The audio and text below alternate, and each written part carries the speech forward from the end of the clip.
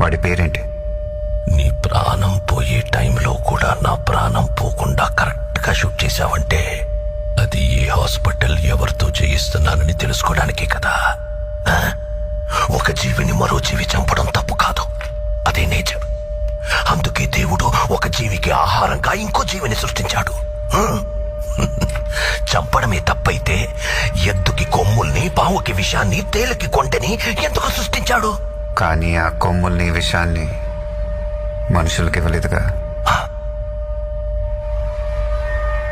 మెదడు, మనిషికి మెదడుంది కదా. బలవంతుడే బతకగలడు.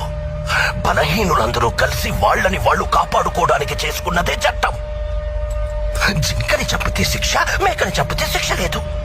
ఏ జింకలు తక్కువగా ఉన్నాయి, మేకలు ఎక్కువగా ఉన్నాయి. ఎక్కువగా ఉండడం మేకల తప్ప.